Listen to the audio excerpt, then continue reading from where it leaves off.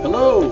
Hi, so we are doing a white wine version of the Judgment of Paris. Peter, you know about the Bottle Shock movie, about the Chateau Montelena. Do you think that's true about the Bottle Shock? I have experienced as an importer Bottle Shock on numerous occasions. There's one brand of wine I worked with. When it would arrive in the country after being on the water, if I didn't get it within 3 or 4 days of it arriving, it would go into a funk for 3 months. It would taste acidic, the fruit would drop out, it would just taste horrible, and then it would miraculously come right. Also, wines that have just been bottled get bottle shock.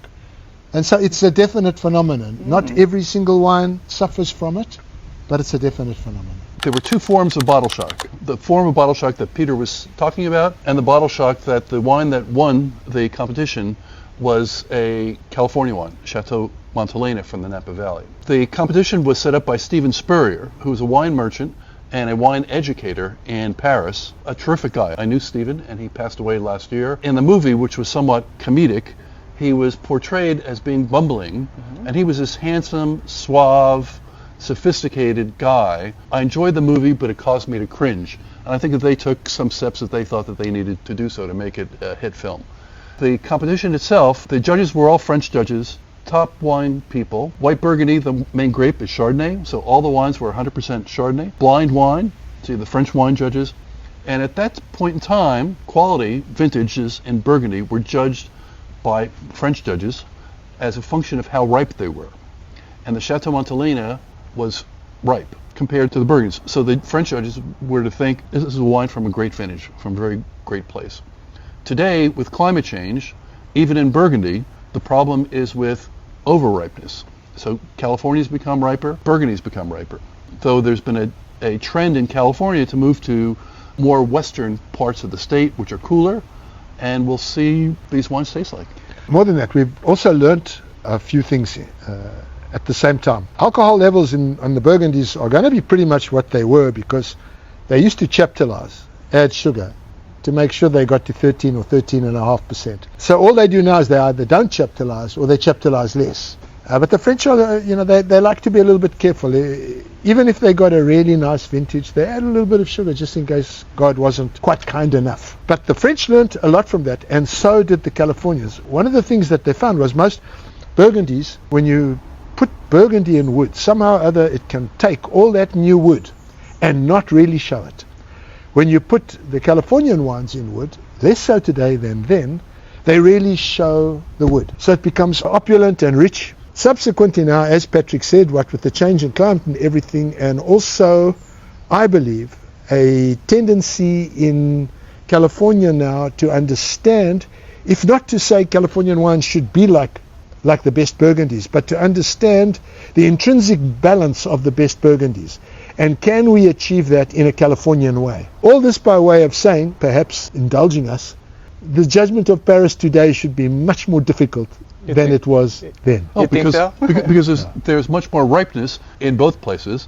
Folks have learned two reasons why oak sometimes stands out more in Californian wines, is that they use generally much more of it than the French do. In Burgundy, only the top quality vineyards, historically, got oaked, and the oak was more judicious. The other thing is that the higher the alcohol level is, the more bitter extraction you get from the wood.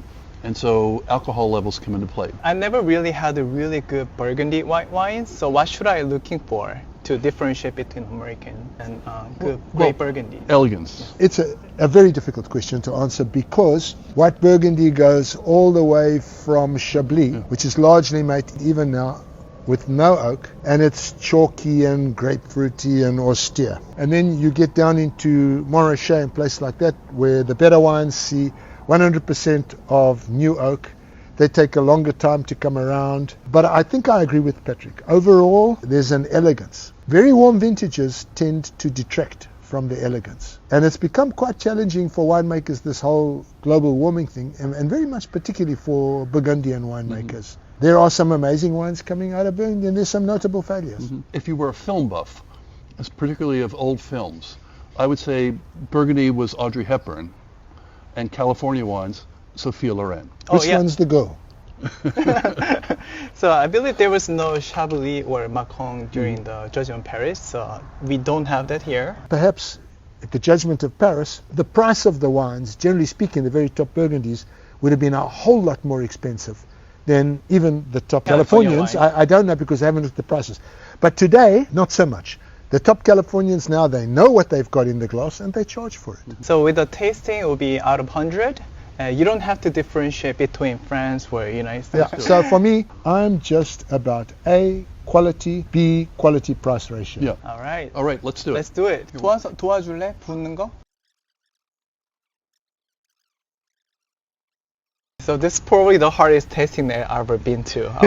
I was looking for the oak for California and then I couldn't find it. When I look through these wines, just looking at them, 3 of the wines are darker in color than the other ones. And I think that tells you something. Though, again, this tasting is different from the Judgment in Paris, and that the Judgment in Paris, I suspect, to replicate it today would have been an outlandish cost that we are not going to do right at this point. And the second thing is that not all of these wines are the same vintage. The fact that they're not of the same vintage could account for some of the color differences, but also could be a function of ripeness and whether or not there's skin contact.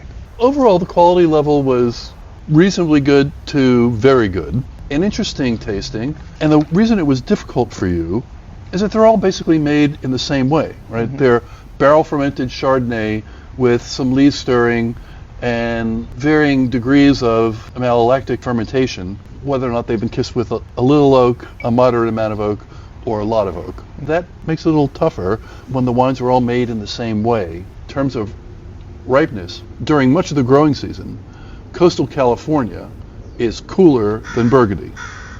Even the crow agrees with me. But at the end of the growing season, there's a distinct difference, and that in Burgundy it gets cooler. It used to, because now they're having to pick earlier because they're getting riper. In California, again, a much longer growing season. Bud break is earlier than Burgundy, and it goes on much longer because the weather's not as hot. And you can have some fog or a marine layer along the coast cooling things off and having less sunshine. The problem, as the weather, when it occurs, frequently in California we get Santa Ana winds late in the growing season. More an issue with red wines than white wines. But if they come with the white wines, then you get this heat spike, and so you have wines that taste like cool climate wines, but they taste like warmer climate wines because they're riper. It's not that easy. Okay. Peter, could you go number 1, please? Definitely yellow, very pale. Pale lemon, legs, I always look for that. On the nose, was quiet and reserved. There was a hint of oak playing in the background, but not that much. On the palate, the entry was balanced. It was powerful, yet sort of hidden, like the iron fist in the velvet glove. Mm-hmm. Somewhat salty, the saltiest wine of the tasting. Quite long, minerally. I really, really like the wine. It's my kind of wine. Minerally, a little austere in some ways. A nice finish, slightly astringent at the back. I scored this one 90. I thought this was, should I say where I think it's from? Yeah. I thought this was Burgundy. I couldn't figure out, but I did write down number 1 as my best of the 4. No, it wasn't my best, but I agree with Patrick. I thought it was a good tasting. My lowest score was about 88. Oh, okay. And my top score, mid-90s. Mm-hmm. Okay. I like the wine a lot. Again, Peter described the wine very well. I got some tea notes on here that I often get in Burgundy. Wonderful texture, wonderful mouthfeel, elegance. I scored it 94 points, thought it was Burgundy. I like the wine a lot. I thought it was a beautiful wine. Yeah, and let's see what it is. So number 1, it's actually Meursault. It's one of the most elegant Meursaults I've ever had. Meursault? It is Meursault, okay. So Pierre-Yves Collin Moret, it's a 2021 Meursault, 13% alcohol. The price is $170. This is the most expensive wine that I picked in the tasting. Yeah, I liked it a lot. Yeah, Meursault, so usually it's more body. Meursault is around more buttery. Mm-hmm. More buttery? Okay. Yeah, but that's also winemaking. Mm-hmm. Yeah. Is it a Premier Cru or not? This is not a Premier Cru. Wow. But it was more expensive than most of the Premier Cru wine. But it shows what a crazy world we're in. Yeah. $170 for a village wine. Now, granted, this is a beautiful village wine. And it's a serious producer. All right. Number 2. Number 2, I got medium plus yellow here. The nose is somewhat muted. I got some slight tropical fruit. It had a sweet entry, probably from the alcohol. Full-bodied. The acidity was okay. 14.5% alcohol. It was more tannic, certainly, than the preceding wine. Malolactic and oak were present, creamy texture. I thought it was good plus quality. I initially scored it 91 to 92. On the second tasting, I thought it was a little bit more overt, so I went to, let's say 90, 91 points, something like that. Okay, so 90 to 91. I really have nothing to add. I literally agree with everything. I found it a little bit one-dimensional. It was my least favorite wine. I scored it 88. 88. Let's see what it is. Let's see, Al. Chassagne Chassagne Montrachet. Montrachet. Muri Coffine 2022 Chassagne Montrachet, 13%, and it's $95. The Chassagne Montrachet is sometimes is oaked. Let's have a look. Oh yeah, Yeah. yeah. They usually are, not sometimes oaked, usually are oaked. Very nice wine. This was in terms of tossing up between Burgundy and California, this was the most difficult one for me. Okay. These, the next two were the most difficult for Okay. me. Yeah. I But see. I'm surprised. I felt I would have wanted more. Do you think it could be it's a pre-recent vintage, 2022? Well, I think they've been dealing with ripeness. Yeah. issues. Well, 21, which we had previously, was a much cooler vintage. So 22 is ripe, not like 20 or 18, but it's ripe. Okay. So number 3, lemony, almost no hints of earth there, which would be age, the sort of brownie tints, age and or oak. I wasn't sure. There might have been just a slight bit of it. On the nose, you pick up the oak. It's quite obvious, although it's gentle. The wine is bold entry, good acid, grip, and the oak that I saw in the nose does not show as much on the palate. Medium length, it caught me in my throat. Yeah, I'm in the same ballpark as Peter, though what's interesting, each time I've tasted this, initially I scored it 95 points. I really liked it. And each subsequent taste, this peppery note came out, which I didn't like. Peppery or pimento. And so then I went down to 93 to 94 points, and my last taste is down to 91 points. Whoever produced this wine, I think harvested it early to try to retain the good acidity that's there. But sometimes the trade-off is you can get some peppery or some green notes. I scored it 89. 89. Yeah. Okay. And I'm 91. Number 3 is Another Bourgogne. More so, but this is regional Yeah. out of Marceau. Yeah, so let's say Step down. multiple steps down, because you've at the top of the heap Grand Cru, then Premier Cru, then Village wine, and then AC Bourgogne. On this wine, medium yellow color, the first thing I got on the aromatics was oak and then some tropical fruit. It was full-bodied, medium plus acidity, 14% alcohol, maybe a little higher. I got oak tannins on the finish. What I liked about this, it was expansive on the palate. I got the tropical fruit, the integrated oak, white chocolate, good plus to very good length. So I thought this was very good California Chardonnay. And again, coastal California, that I scored 93 to 94 points. 92 points. I thought it was very good. Slow, teasing, very complex, lovely progression across the palate. Just beautiful. I loved it. I think I know what the producer. Let's Number see. 4, let's see it. Can you say it first? Yeah, I think it's the Chateau Montelena. Number 4 is indeed Chateau Montelena 2021 Chardonnay. Alcohol is 13.7. The price is $68. Wow. Steel. Comparatively speaking, it's a bargain. Yeah. Yeah. But it's a beautiful wine. That's beautiful stuff. So far, we are very similar to the real Judgment of Paris. That got the high score for you That was so my far? highest score. Okay. Yeah. Number 5, definite color, some earthy colors there. I figured it for wood or a little bit older. The oak shows on the nose and a lot of oak on the palate. And this was the one wine that had sweetness on entry. Complex and grippy. I found it a little short. This was the wine of all of them I was sure was Californian, but I did like it. 89. This is another one that each time I tasted it, the score went down. Golden color, I get some tea, sweet entry, overt butteriness, and then going into rancid butter. As I put down here, long finish, but for me it wasn't a pleasant finish. So I started off at 90 points, but then went down to 85, now down to 84. That's because that butteriness. The butteriness, the rancidness, and the flavors I got on the finish, I just don't like. Okay. This one got so lowest score from both of you then. Kistler 2022. And it's going to be expensive. Alcohol 14.5. Yeah. The price is $90. And we know the guy who sells it. He's a fellow master of wine. Although I'm not sure if he's still there. Oh, he's not still there? I don't know. Okay. That one's very popular. Yeah, it and is. The color looked very different from other ones. Well, then we need to tell them that they should move away from the Kistler onto the Chateau Montelena because it's better and it's 2/3 of the price. Right. There's a stylistic thing. There are people who like this more heavily oaked, more buttery characteristic, and I say, God bless. If you want to do that, knock your socks off. It's very difficult to pair this kind of wine with food. Okay. You can, but it's more difficult. How do you see this wine as aging potential, if you were to say? No? Okay, you wouldn't age. Well, I believe there's some people who want to age No, this wine. I'm not as harsh on that as Patrick. I don't see it as overripe. There's lots and lots of oak there, but I don't see the oak drying it out. It depends when you say, like, if you mean not 2 years. I mean, I say 3 to 5 years. Yeah. Okay. Not 20 years. No, Okay. no. And the last one. So medium plus yellow in color. When I looked at number 5, I knew just by the color it was not going to be burgundy. Still some fairly full color here on number 6. I got pear, peach, oak, and a hint of tropical fruit. Full-bodied, medium plus acidity. Fairly heady alcohol, 14.5%. I got some tannins on the finish. There was some creaminess that I liked, but then there were things that I didn't like. And this is another one that with each time I've scored it, the scores come down. I got a bite in the back of my throat, and initially I thought the bite was from alcohol. And I think that there may be some VA there. And the finish, there's creaminess that I like, but there's bitterness and astringency that I didn't like. I started off with 86 here, and I'm down into that 84 points. My tasting note says butter and bitterness. Mhm. Yeah.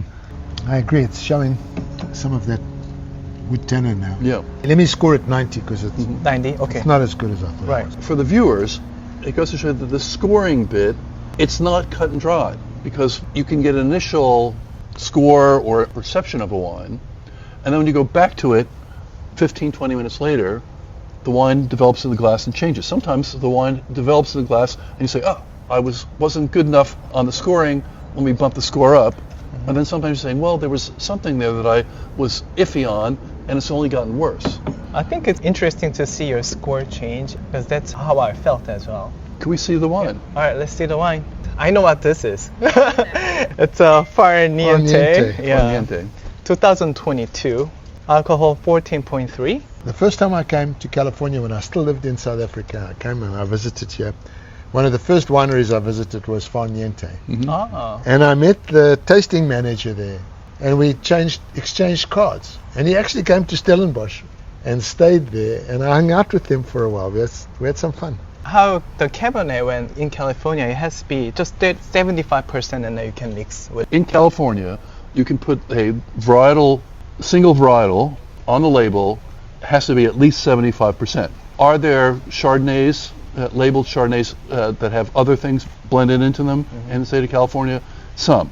Though I would imagine that certainly at a certain price point, the vast majority of the wines are 100% Chardonnay. In practice, California wineries with meaningful production who would like to export their wines, if the wine is labeled Cabernet, it will be 85% because that's the EU standard. Right. Okay. And there was a winery, Spanish winery, Torres. Marimar Torres has a winery, which produces very good wines. And again, it's been a number of years since I checked. The wines used to be, I think, 90% Chardonnay, 10% Parellada. So it's possible to blend other things as well. You know, when we do these tastings or videos, we try to have fun for the entire period of time. Yeah. And part of that fun is actually drinking the wines later and having them paired with something. So we're going to have these paired with clam dish, a Portuguese clam dish that Andres made, and I've got 3 different French cheeses that we're going to have with these as well, with some cheese and crackers before dinner, and then we'll have a dinner later related to the next tasting that we're going to do. Okay. Yeah, so for Peter, your best one was Chateau Montelena. It And then was. You had a tie, number 1, and then Chateau Montelena. You scored both 94. Right. Would you like to pick one, or do you want to just leave it at that? I'll leave it at that. Okay. Yeah. The wine that cost $170, I got 94 points, Right. and the Chateau Montelena, which was about $70. And then Guess which one I would buy? And the Chateau Montelena, not by much, but it was my best wine. I'm really, really impressed with the wine. I think So were the French in the judges. context of international wine at that kind of price, it's almost a deal. So our result is the same as the judgment on Paris. And what's interesting is that it's minimally manipulated. there's something to be said for letting beautiful fruit speak for itself, not over the top. And of the wines here, I think, again, the first wine and the fourth wine would be the wines I'd want to have at the dining table. Okay, so looks like California won in this tasting. The winning wine, Oh, but wait. not overall. Not overall, Yeah, but yeah. number one Yeah. happens to be Chateau Montelena. History repeats itself. Anyway, cheers. Give us some thumbs up. And subscribe. Subscribe. Cheers.